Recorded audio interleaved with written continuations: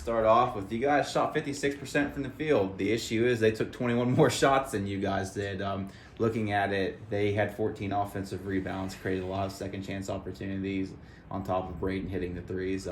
Just talk about what you kind of thought was the issue with them kind of doubling you up almost on shots. Yeah, I mean, well, we had a big sign on the board that said rebound on the way in, and we work on that every day. I said we got to be a very physical team under the basket. We got to limit their second chance points, and we didn't do it tonight. So, yeah, they're going to shoot a lot more shots than us. And, I mean, Braden played great. I mean, he didn't miss for a while. He's a fun kid to watch. But, we got to clean that stuff up. We're undersized everywhere we go, and if we don't play as big as we can, this is what happens. What do you try to do when he's on like that? I mean, he came out, didn't miss. He had 19 points in the first quarter.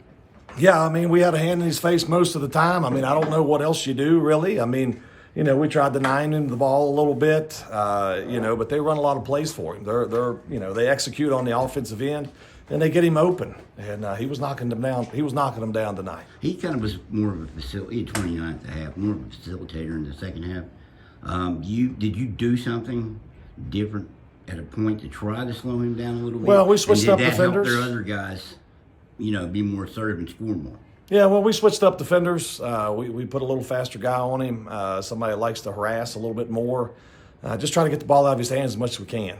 And, it worked there for a while, and then other kids got hot, and they started hitting, Coach, you scored the first 5 points of the second half, and it's a 5-point game. You're looking at it, you're probably feeling pretty good, and then they kind of knock off a 7-0 run really quick there with a couple threes. Mm-hmm. What did you think kind of went wrong at that point? Because that's where it started to snowball. Well, I mean, tonight it was all about our rotations or the lack thereof. And, as coaches, I'm sure they do it here, you work on that stuff all the time. We were just not communicating on defense, and it was getting them a lot of open shots, and they were knocking them down. I mean, they shoot really well in this gym. So, they just outplayed us.